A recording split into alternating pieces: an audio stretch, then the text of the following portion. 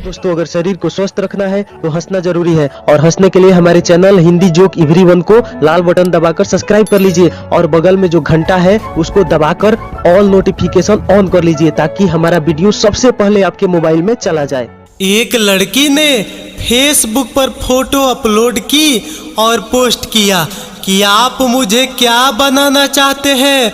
1 sister, 2 wife, 3 girlfriend. एक लड़के ने कमेंट में लिखा घोड़ी। एक गांव में एक भेड़िया घुस आया, सारे गांव में भगदड़ मच गई।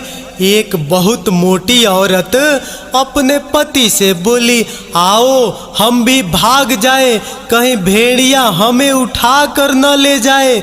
पति बोला, तुम घबराओ नहीं, वह भेड़िया है, क्रेन नहीं। एक आदमी ने अपने पूरे परिवार सहित मकान का बीमा कराया।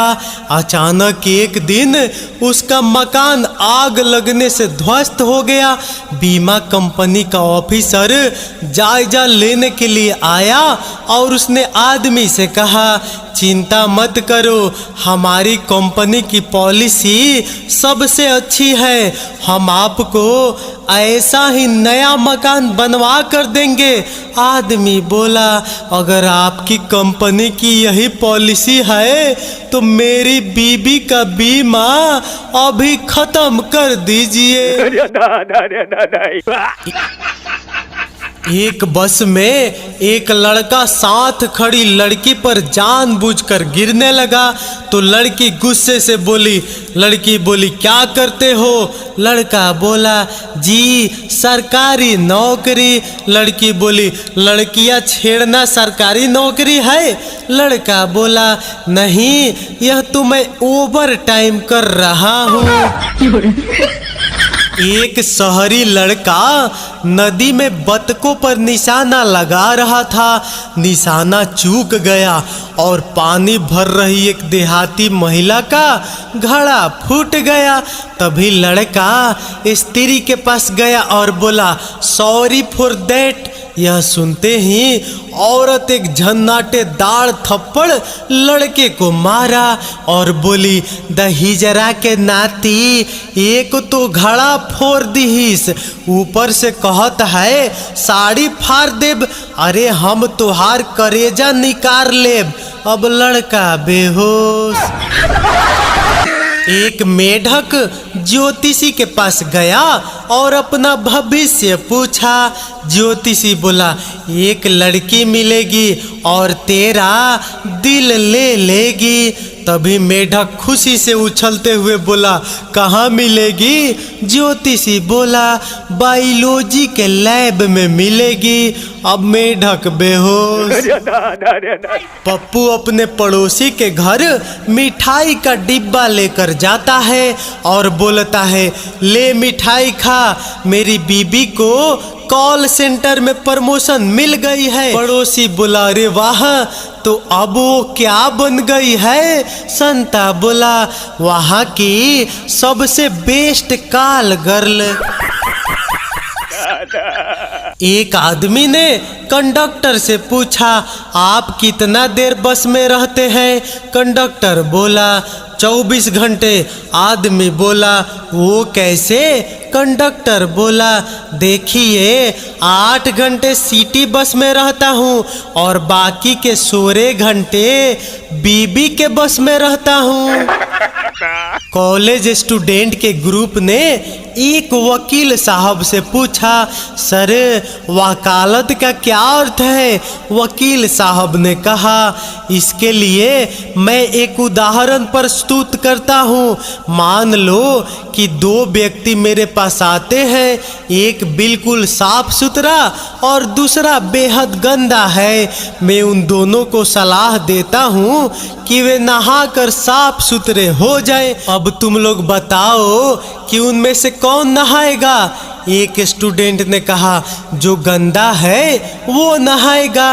वकील ने कहा नहीं, केवल साफ व्यक्ति ही ऐसा करेगा क्योंकि उसे नहाने की आदत है, जबकि गंदे आदमी को तो सफाई का महत्व मालूम ही नहीं। वकील बोला अब बताओ कौन नहाएगा? दूसरे स्टूडेंट ने कहा साफ व्यक्ति। वकील ने कहा नहीं, गंदा व्यक्ति नहाएगा क्योंकि उसे सफाई की जरूरत है। अब बताओ कौन नहाएगा? दो स्टूडेंट ने कहा जो गंदा है वो नहाएगा। वकील ने कहा नहीं, दोनों नहाएंगे क्योंकि साफ व्यक्ति को नहाने की आदत है और गंदे को नहाने की जरूरत। अब बताओ कौन नहाएगा? अब तीन स्टूडेंट एक साथ बोल पड़े जी दोनों नहाएंगे। वकील ने कहा गलत, कोई नहीं नहाएगा क्योंकि गंदे को नहाने की आदत नहीं, जबकि साफ को नहाने की जरूरत नहीं। अब बताओ कौन नहाएगा? एक स्टूडेंट विनम्रता पूर्वक बोला सर आप हर बार अलग अलग जवाब देते हैं और हर जवाब सही मालूम पड़ता है, हमें सही जवाब कैसे मालूम होगा? वकील साहब बोले बस यही तो वकालत है, महत्वपूर्ण ये नहीं है कि वास्तविकता क्या है, बल्कि महत्वपूर्ण ये है कि आप अपनी बात को सही साबित करने के लिए कितने संभावित तर्क प्रस्तुत कर सकते हैं। क्या समझे? वाह मोदी जी वाह वाह। जब लड़के क्लास में बातें करते हैं तो मास्टर बोलता है बच्चों तुम लोग शोर मचा रहे हो, क्लास के बाहर जाओ।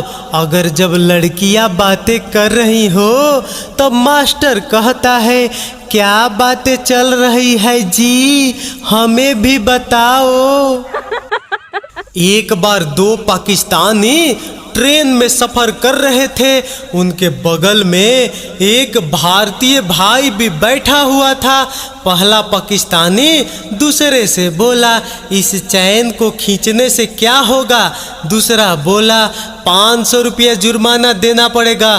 पहला बोला तेरे पास कितने हैं? दूसरा बोला 200 रुपये।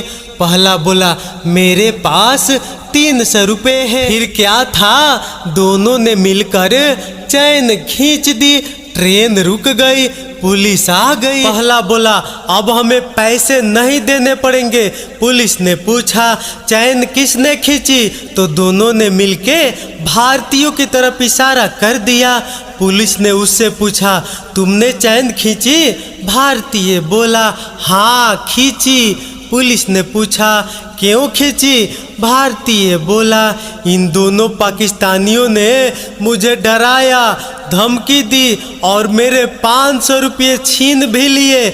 आप देखो 200 इसके पास है और 300 उसके पास है। फिर क्या, पुलिस ने उन दोनों को पकड़ लिया और 500 रुपया भारतीय को दे दिया। बाप आखिर बाप ही होता है। वाह मोदी जी। बीबी पार्टी में जाने के लिए तैयार होते वक्त अपने पति से कहती है अगर मेहमानों ने मुझसे गाने की फरमाइश करी तो मैं क्या करूंगी? पति बोला तुम गाना सुना देना, उन्हें खुद अपनी गलती का खामियाजा भुगतना पड़ेगा। पप्पू क्लास में बड़े धीरे धीरे मोबाइल पे बातें कर रहा था। गोलू काफी देर से ये सब देख रहा था। उसे जब रहा नहीं गया तो बोला अबे किससे बात कर रहा है? पप्पू बोला बहन से। गोलू बोला इतने प्यार से? पप्पू बोला हाँ तेरी जो है। एक 20 वर्ष के विवाहित जोड़े ने जब अपने खून की जांच कराई तो उनको मधुमेह निकला। तहकीकात से पता चला कि उनको ये बीमारी एक दूसरे को हनी, स्वीटी, चोकोपो, स्वीट हार्ट, जानू, लड्डू आदि नामों से पुकारने के कारण हुई है। इसलिए अपने जीवन साथी को एलोवेरा, करेला, हींग, हरी मिर्च, प्याज, लहसुन, काली मिर्च, लाल मिर्च, अदरक, नींबू, अमचूर आदि नामों से पुकारे और उसको मधुमेह से बचाए। पप्पू बोला, डॉक्टर साहब मेरी काम वाली बाई की रिपोर्ट पॉजिटिव आई है। डॉक्टर बोला, उसको आइसोलेशन में भेजना पड़ेगा। पप्पू बोला, मैंने उसकी पप्पी ली थी। डॉक्टर बोला, कोई बात नहीं, जवानी में गलती हो जाती है, अब तू भी आइसोलेशन में रहेगा। पप्पू बोला, उसके बाद मैंने अपनी बीबी की पप्पी ली थी। डॉक्टर बोला, अबे आग लगे तेरी जवानी को, अब मुझे भी आइसोलेशन में जाना पड़ेगा। कुछ औरतें मिलकर तय करती है कि आज से 1 महीने तक वे अपने पति के पास नहीं सोएगी। तब ग्रुप में की एक बूढ़ी औरत उन्हें बोलती है, सभी अपनी उंगली कान में डालकर कान खुजाइए। बूढ़ी औरत फिर बोलती है, अब बताइए उंगली को अच्छा लगा या कान को? औरत बोली, कान को। बूढ़ी औरत बोली, इसलिए ज्यादा होशियारी मत दिखाओ। पार्क में बेंच पर बैठी खूबसूरत लड़की को देखकर भिखारी बड़े ही रोमांटिक अंदाज में बोला, अरे डार्लिंग कैसी हो? लड़की बोली, तुम्हारी हिम्मत कैसे हुई मुझे डार्लिंग कहने की? भिखारी बोला, मैडम आप मेरे बेड पर बैठी हो, अब डार्लिंग ना बोलूं तो क्या बोलूं? अब लड़की बेहोश। सिनेमा घर में एक युवती ने मैनेजर की कनपट्टी पर पिस्तौल अड़ा दी और कहा, मेरा पति अंदर बैठा दूसरी औरत के साथ पिक्चर देख रहा है, उन दोनों को तुम जल्दी से बाहर निकालो वरना तुम्हें गोली मार दूंगी। मैनेजर ने डर से कांपते हुए थिएटर में अनाउंसमेंट कराया, जो भी पुरुष पराई स्त्री के साथ पिक्चर देख रहा हो जल्दी से बाहर आ जाए। अनाउंसमेंट का होना था कि 2 मिनट में सारा थिएटर ही खाली हो गया। कार वाले को ट्रैफिक पुलिस ने रोका और पूछा, क्यों आपने कार के सामने की बत्तियों को क्यों नहीं जलाई है? कार वाला बोला, बात यह है कि हवलदार साहब अभी अभी गाड़ी एक ट्रक से टकरा गई और दोनों ही बत्तियां फूट गई। ट्रैफिक पुलिस वाले ने बोला, अच्छा तुम्हारा लाइसेंस कहाँ है? कार वाला बोला, अभी वह निकालना है।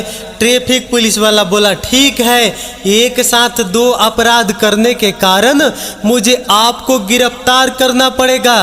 तभी कार वाले की पत्नी बोली, रुकिए हवलदार साहब, इनकी बातों पर ध्यान मत दीजिए, जब यह अधिक पी लेते हैं तो ऐसे ही बातें करते हैं।